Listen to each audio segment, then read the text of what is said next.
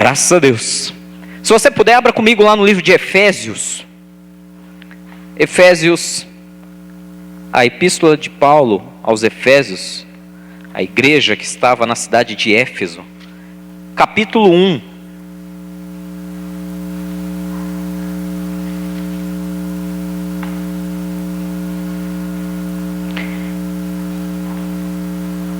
Efésios capítulo 1.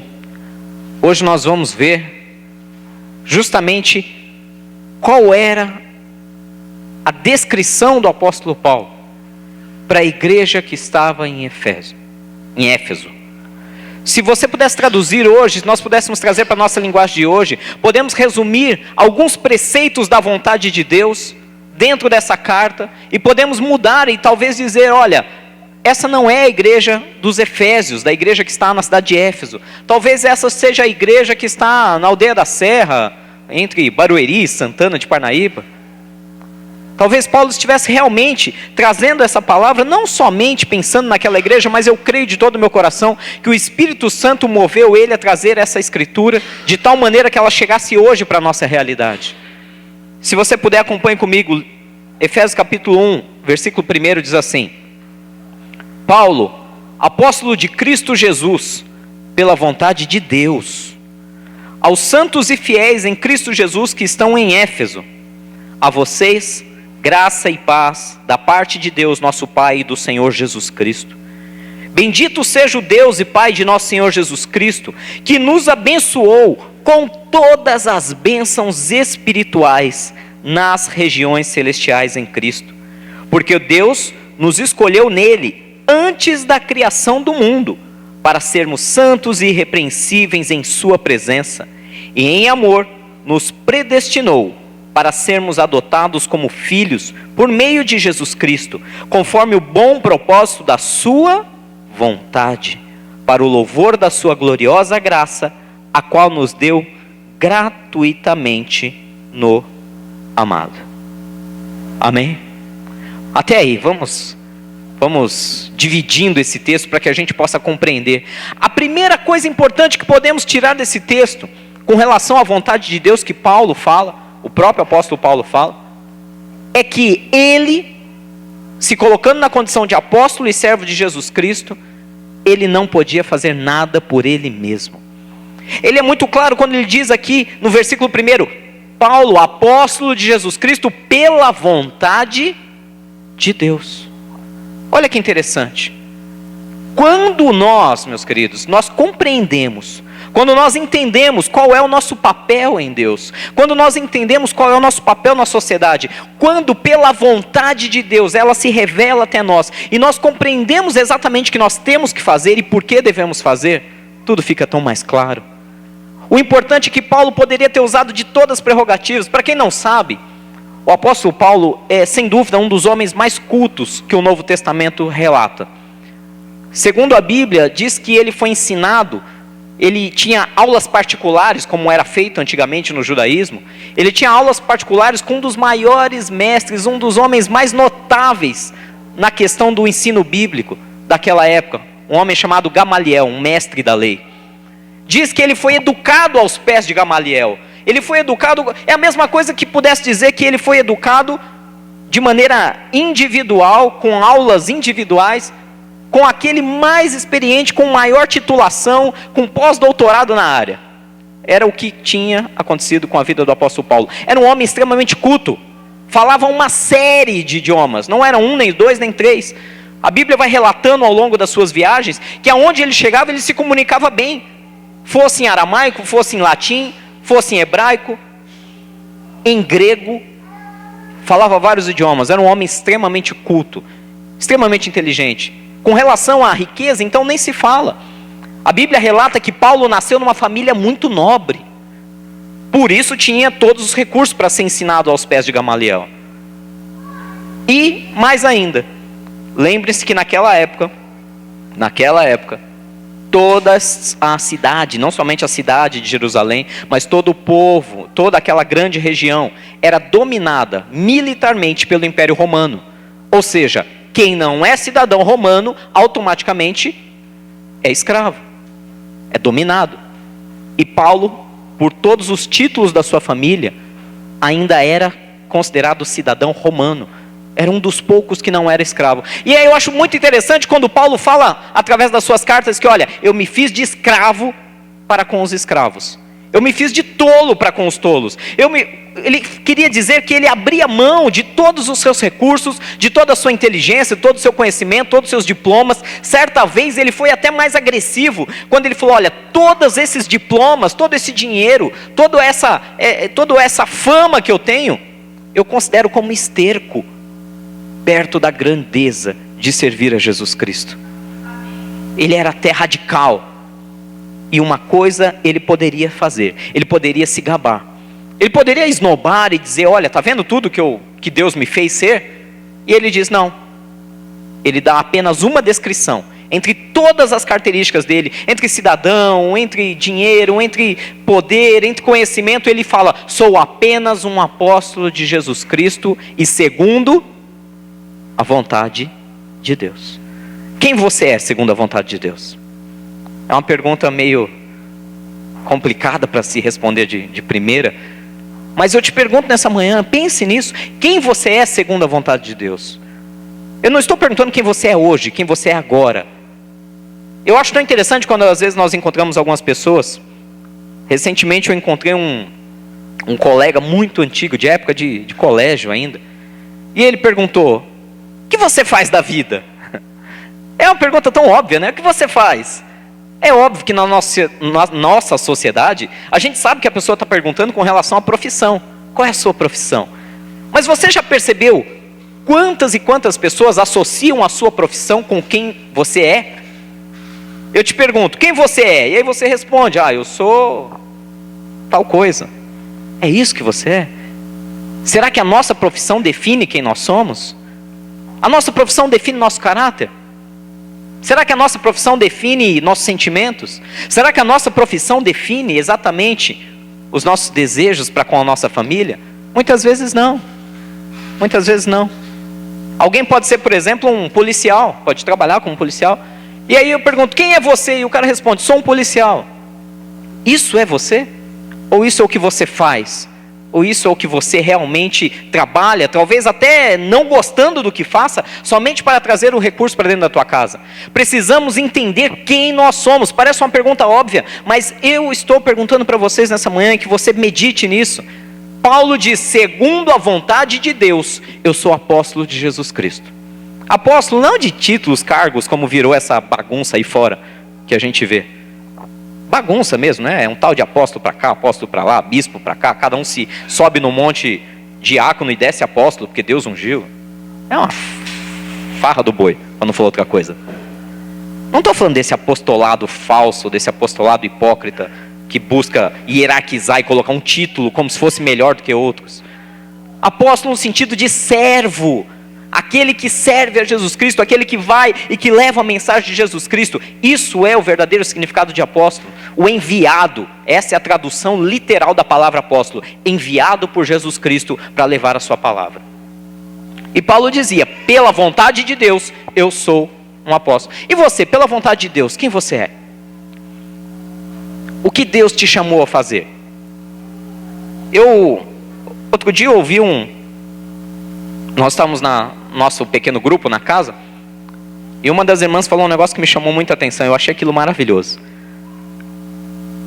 Numa dessas perguntas, um dia perguntaram para ela e disseram, olha, me fala alguma coisa, algo que você fez para Deus, alguma coisa que Deus te chamou a fazer. Qual é a tua utilidade? Para que você serve? E ela ficou pensando, e ela disse que não sabia o que responder, porque no fundo ela sentia que não fazia nada. Quando de repente veio de maneira tão clara na mente dela, falou, olha, eu criei 2 filhos com muita excelência. Eu acho que eu entendi que Deus me trouxe esse mundo para trazer o melhor para os meus filhos e para colocar eles na melhor condição possível como mãe. Eu dei o meu melhor, eu abri mão de carreira, abri mão de muitas coisas, e eu criei os meus filhos com excelência. Talvez ela não tenha noção disso, mas eu fui para casa meditando naquilo, eu falei, tá aí, uma pessoa que entendeu propósitos de Deus. Alguns podem considerar isso banal. Ah, mas não poderia ter sido, sei lá, uma engenheira, uma escritora. Não, abriu mão de muitas coisas e criou filhos com excelência. Por que não?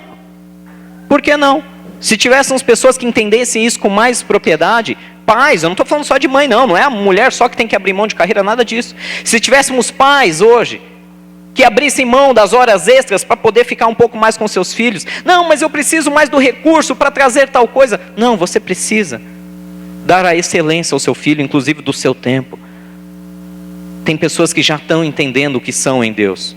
Paulo era apóstolo de Jesus Cristo pela vontade de Deus. E aí eu vou deixar essa pergunta para vocês vão meditar nela com carinho.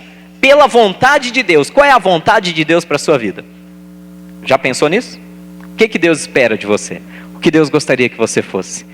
O que Deus gostaria que você fizesse a cada dia? E diz lá ainda, versículo 3, bendito seja o Deus e Pai de nosso Senhor Jesus Cristo, que nos abençoou com todas as bênçãos espirituais. Em algumas traduções fala toda sorte de bênçãos nas regiões celestiais. Tem um outro problema, que nós, por não conhecermos a vontade de Deus, nós perdemos tempo. Eu já falei isso em alguns cultos atrás. A Bíblia relata que Deus já nos abençoou. Diz que Ele já fez. Nas regiões celestiais, é como se Ele tivesse feito uma espécie de um depósito. Deus pegou todo aquilo que nós chamamos de bênção, seja saúde, seja recurso, seja o que for, paz. Ele pegou aquilo que nós chamamos de bênçãos, colocou num grande depósito chamado região celestial. E disse, olha, aqui nos céus já estão preparadas todas as bênçãos. Todas as bênçãos do Jaime já estão aqui com o nome dele etiquetada com código de barra. Está bonitinho aqui. A dispensa está pronta. Todas as bênçãos de cada um de nós. Nós temos literalmente um armazém de bênçãos nas regiões celestiais. É o que fala a vontade de Deus. Agora pare e pensa comigo por um segundo muito simples.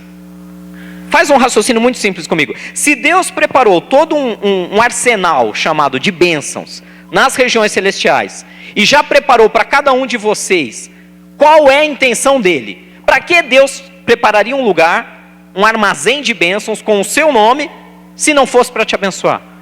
Qual é a vontade óbvia de Deus nesse ponto? A óbvia vontade de Deus é que nós sejamos abençoados. Porém, Ele deixa claro um ponto aqui. Ele já preparou tudo nas regiões celestiais. Muitas vezes não está aqui visível. Muitas vezes não está aqui palpável. E aí entra o grande segredo, aonde nós temos que entender. Como trazer a existência? Como trazer algo do mundo espiritual para o mundo físico? Como trazer a luz literalmente? Como você faz com que a vontade de Deus se revele na tua vida de tal maneira que aquilo que Ele já preparou para você aconteça? Como fazer isso? Você já se perguntou isso? Já se perguntou? Você tinha ideia que Deus já preparou tudo que você precisa? Até o teu último dia de vida, até o meu último dia de vida, já está tudo preparado. Tudo o que eu preciso. Cada centavo, cada respiração, cada batimento do meu coração. Deus preparou todas essas coisas. A diferença é como nós vamos trazê-la. Como nós vamos alcançar isso. Como que nós vamos fazer com que isso seja vivo em nossas vidas. Então diz lá que no versículo 5. Em amor Ele nos predestinou para sermos adotados como filhos por meio de Jesus Cristo, conforme o bom propósito da sua vontade. Esse é o primeiro passo que nós já estamos fazendo. Graças a Deus nascemos todos nós num país de grande maioria cristã. Por que eu falo graças a Deus? Porque através do sacrifício de Jesus Cristo, é a primeira porta que nós temos para acessar esse armazém. É a primeira porta que nós temos para poder entrar nesse lugar onde todas as bênçãos estão preparadas para nós e poder trazê-las à tona. E vamos continuar, diz lá ainda, no versículo 7. Nele nós temos a redenção por meio do seu sangue, o perdão dos nossos pecados, de acordo com as riquezas da graça de Deus, a qual Ele derramou sobre nós com toda sabedoria e entendimento, e nos revelou o mistério da sua vontade, de acordo com o seu bom propósito, que Ele estabeleceu em Cristo, isto é, de fazer convergir em Cristo todas as coisas celestiais ou terrenas, na dispensação da plenitude dos tempos. O que Paulo está nos dizendo nessa manhã é que através do sacrifício de Jesus Cristo, através do sangue derramado na cruz do Calvário, nós temos acesso ao perdão dos nossos pecados. Nós não somos melhores, nós não merecemos perdão algum. A diferença é que pelo que Jesus fez por nós, nós podemos receber o perdão dos nossos pecados. E quando nós recebemos o perdão dos nossos pecados pelo sangue de Jesus Cristo, aí sim, nós começamos a viver, a colher essas bênçãos que estão armazenadas para nós, começamos a trazer a elas a existência e podemos então desfrutar da vontade de Deus para as nossas vidas. Meu querido, o primeiro passo, eu vou ser enfático nessa manhã com você, o primeiro passo para se viver a vontade de Deus, para entender qual é a vontade de Deus para o seu coração, a única maneira é aceitando a remissão dos nossos pecados pelo sangue de Jesus Cristo. O que graças a Deus todos nós já temos feito. Essa é uma maneira. Ah, mas isso parece tão simples. Não, não é. Não é. Ontem eu estava conversando com a pastora Vanessa. Existe uma diferença muito grande em reconhecer nossas falhas e em se arrepender das nossas falhas. É uma diferença muito grande. Eu posso reconhecer meus erros, mas enquanto eu não desejar profundamente mudar os meus erros, não tem efeito algum. É lógico, reconhecer é um primeiro passo, mas mais do que reconhecer minhas falhas, meus erros, meus medos, meus pecados, meus anseios mais obscuros, antes mesmo de eu poder me livrar deles, eu preciso reconhecê-los. Mas tem um passo que é fundamental para entrar dentro dessa vontade de Deus, que é: eu estou arrependido disso, eu não quero mais saber disso, eu quero mudança de atitude. E que essa palavra nessa manhã possa incendiar o teu coração, a ponto de olhar para si mesmo e falar: o que eu preciso mudar? O que eu preciso mudar? Quais são as transformações? O que eu preciso deixar? O que eu preciso fazer para viver a vontade de Deus para mim e para minha casa? Estamos dispostos mesmo a dar esses passos? Ou entramos pelas portas da igreja aos domingos somente para ouvir um bom sermão, para ter o nosso coração um pouco mais massageado e voltarmos para a nossa casa? Precisamos pensar se não estamos apenas passando o tempo, ou se estamos buscando de fato que Deus manifeste a vontade dele em nossas vidas. Eu quero que Deus manifeste a vontade dele na minha vida. Eu tenho certeza que vocês também buscam por isso. Diz lá no versículo 11, que nele fomos também escolhidos, tendo sido predestinados conforme o plano daquele que faz todas as coisas segundo o propósito da sua vontade. Você não está aqui por acaso. Ele escolheu a sua vida. Você já fez uma pergunta simples? Por que você nasceu na família que você nasceu? Já se perguntou isso? Tem gente que pergunta todo dia, né? Oh Deus, que família é essa que o Senhor me deu? Você já se perguntou? Nunca passou essa maluquice? Será que só eu tenho esses lapsos às vezes? Às vezes eu acho que eu sou meio maluco nesse ponto. Eu fico às vezes perguntando: Deus, por que essa família? Por que aqui no Brasil? Hã? Vai me dizer que você não queria nascer no Canadá? Ah, diz que não. Quantos não gostariam de nascer num outro país, né? Super desenvolvido, com IDH altíssimo, né? Com todos aqueles critérios que nós julgamos de educação, de saúde, perfeitos. Aqueles governos lá dos países nórdicos, né? Suécia, Noruega, Finlândia, onde corrupção é quase zero. Talvez você já tenha se perguntado: por que eu nasci aqui? Porque eu tenho esta família que me dá tanto trabalho às vezes. Eu amo, mas dá trabalho.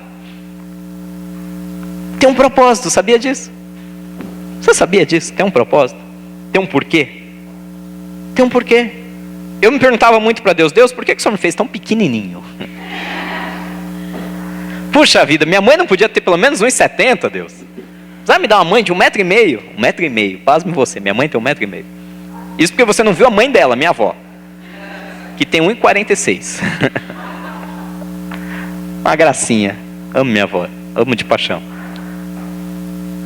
Nós nos perguntamos às vezes por que Deus faz certas coisas e não conseguimos entender. Mas esse versículo fala que nele, versículo 11, nós fomos escolhidos e fomos predestinados conforme o plano daquele que faz todas as coisas segundo o propósito da sua vontade.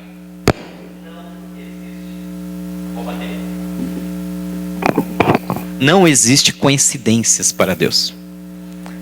Não existe coincidências para Deus. Você não nasceu na família que nasceu à toa. Você não nasceu no país, na cidade que você nasceu à toa. Tudo existe um propósito, um plano de Deus para abençoar e te fazer ter uma vida plena. Você só vai conseguir ser pleno em alegria, em paz, em tudo aquilo que preenche o teu coração, no dia em que você entender quais são os planos de Deus para a sua vida. Não adianta reclamar. Não adianta falar, Deus, eu quero outra família. Não funciona. Deus, eu quero nascer em outro país. Não dá mais, já nasceu aqui. Eu quero ter green card. Quero ir embora para os Estados Unidos.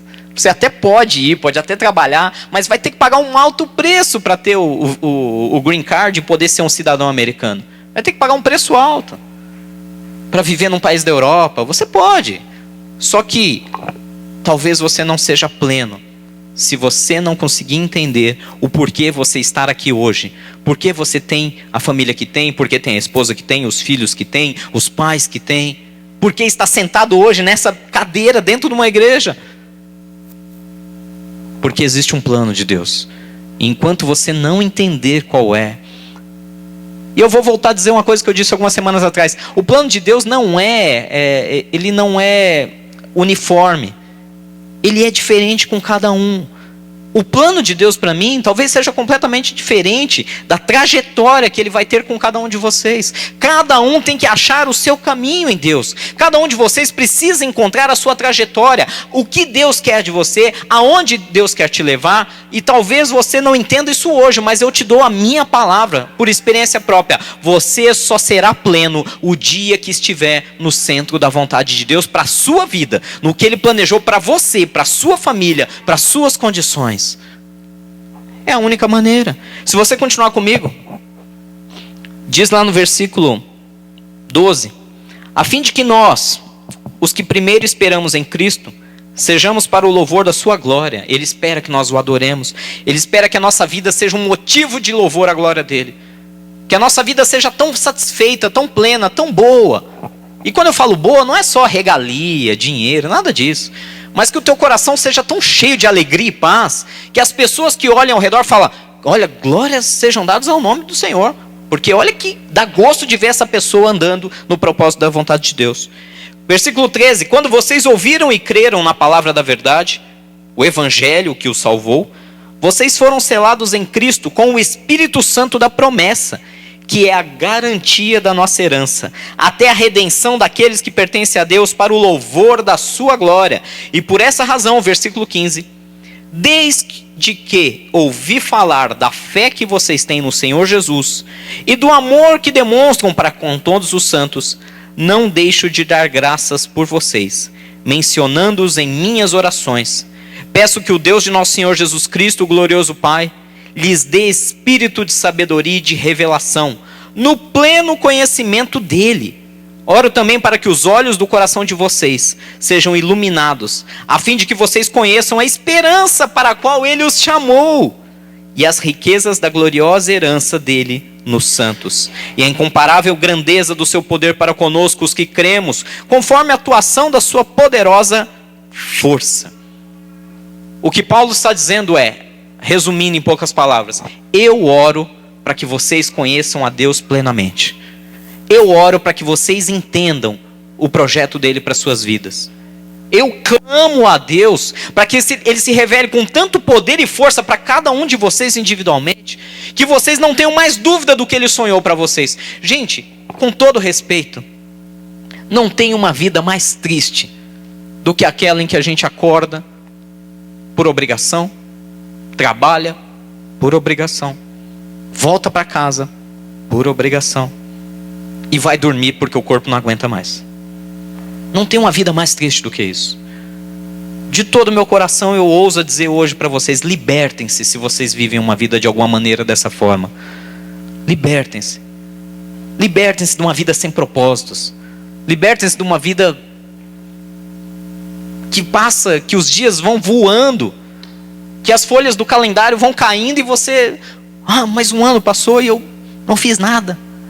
Mais um ano passou e eu não produzi, eu não me realizei, mais um ano passou.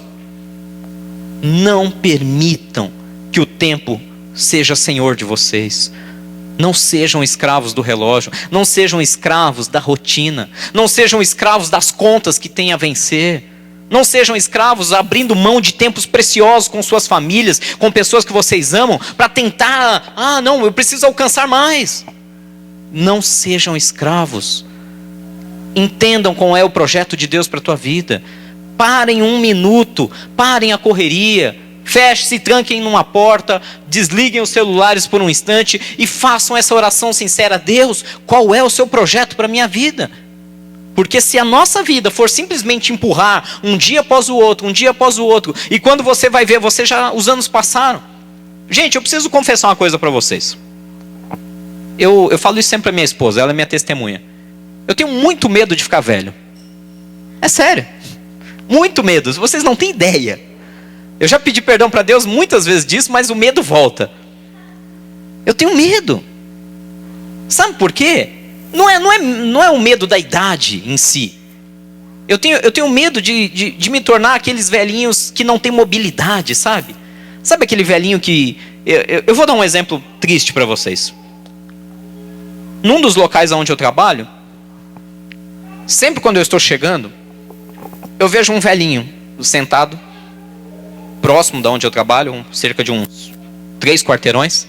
Ele está sempre lá, na varandinha dele, tomando sol, olhando para o nada. Todo dia, quando eu passo, ele está lá fazendo a mesma coisa, tomando sol, sentado numa cadeira e olhando para o nada. E eu fico pensando, eu não queria ficar assim.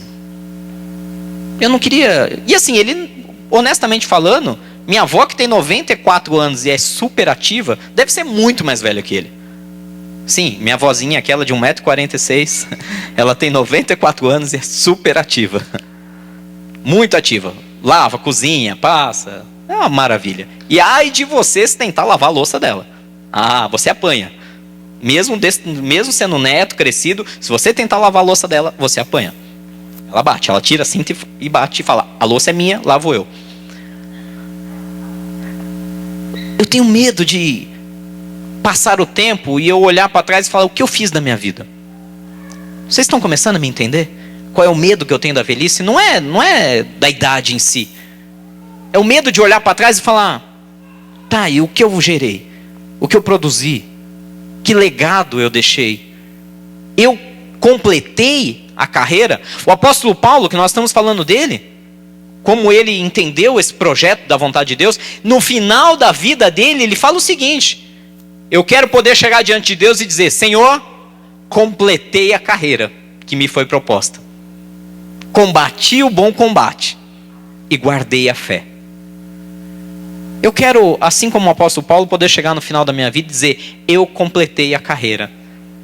É a mesma coisa que você se inscrever numa corrida e faltar alguns metros da chegada e você não conseguir mais. Imagina a frustração. Você passar um ano se preparando para uma maratona.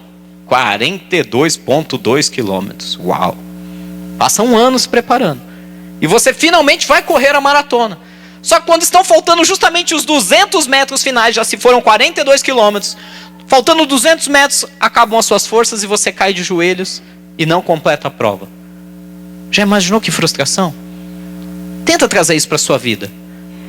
Já imaginou, os anos passam, você cria os seus filhos com todo o teu carinho, com todo o teu amor, você luta, você trabalha, você faz coisas que nem você achou que ia conseguir. E quando chega no final da vida, nos últimos 200 metros dessa maratona, você cai de joelhos, olha para trás e fala, eu já fiz tanto e não vou concluir minha carreira. Deve ser frustrante. Eu vejo Moisés, a palavra de Deus cita que Moisés conduziu o povo por 40 anos no deserto. E quando finalmente chegou o dia de entrar na terra prometida, na Canaã, ele ficou no alto do monte, faltava só descer o monte, atravessar o rio e tinham alcançado a promessa.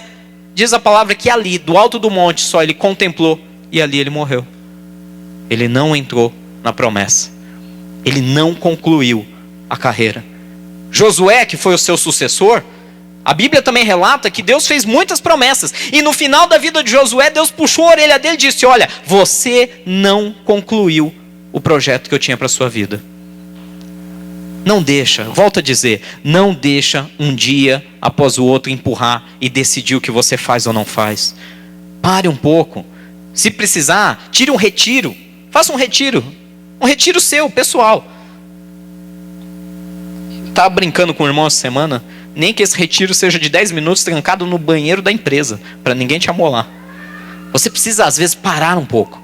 Você precisa às vezes desacelerar um pouco.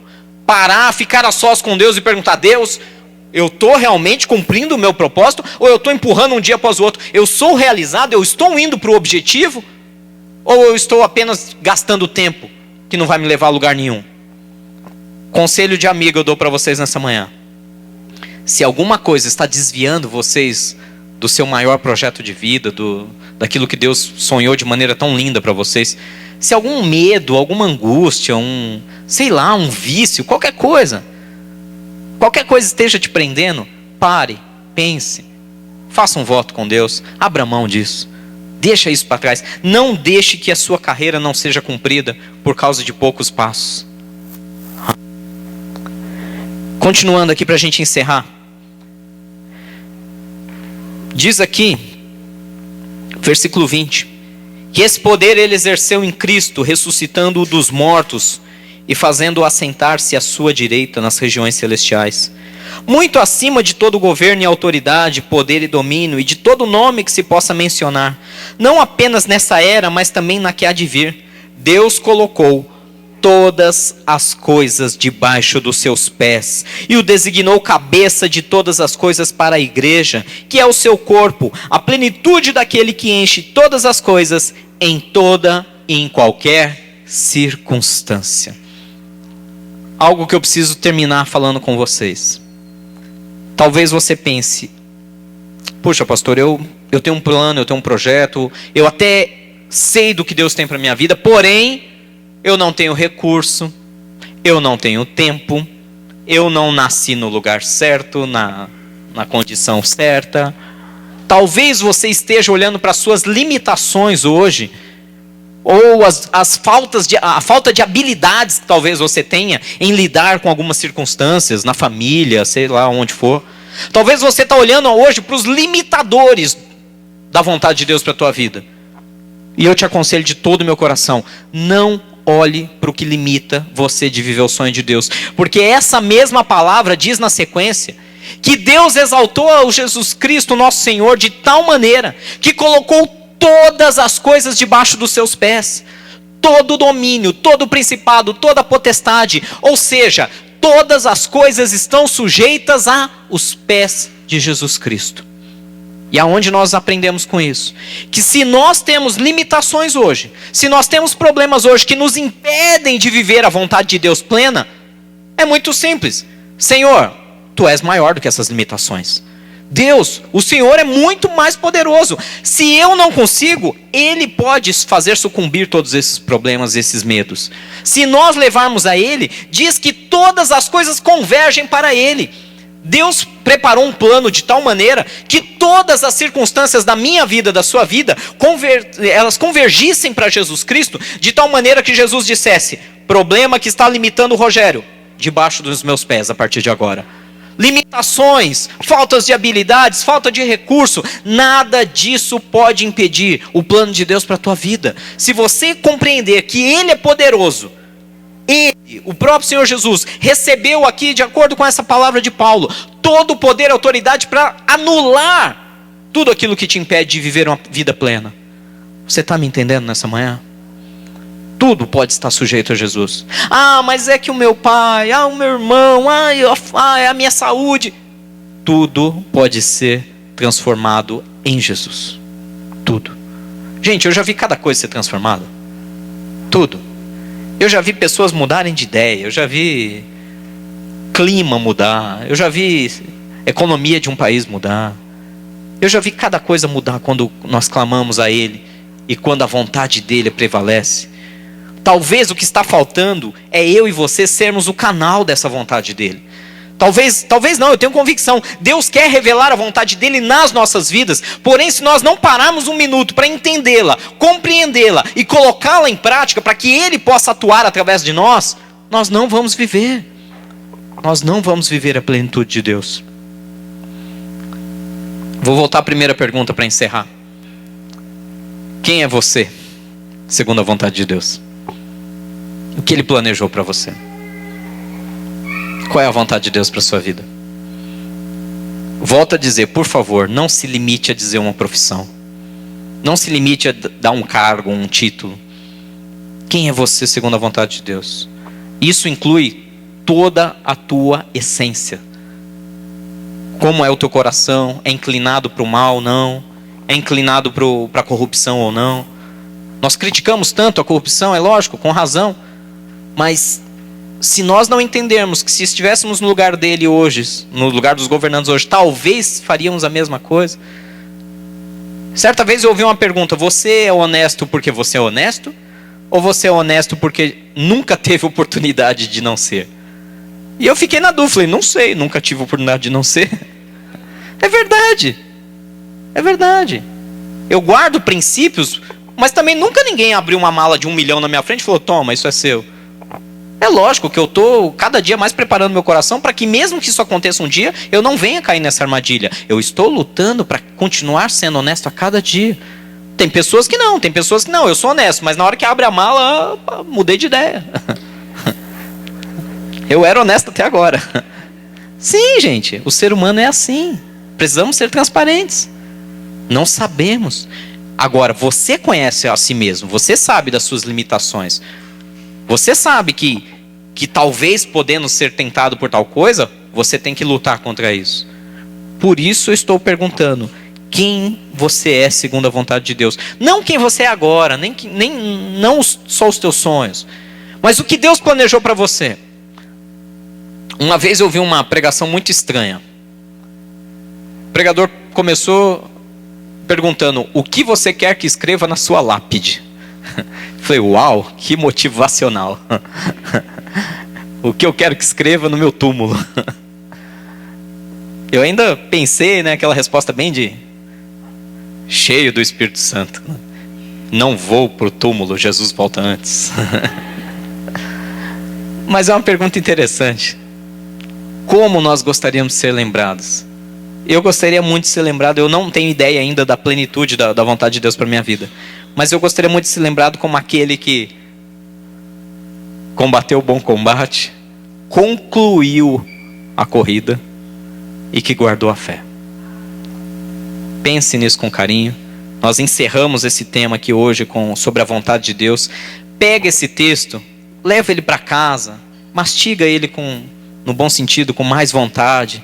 Gasta tempo, Efésios capítulo 1, gaste tempo nesse texto. Procure entender o que Paulo estava tentando dizer, como é importante entrarmos no centro da vontade de Deus, como é importante entendermos que mesmo que a gente não consiga, acha que não vai conseguir, Jesus está acima de toda limitação, de todo o nosso problema, e Ele pode nos dar condições para vencer tudo isso. Que você guarde essa palavra no seu coração. Amém?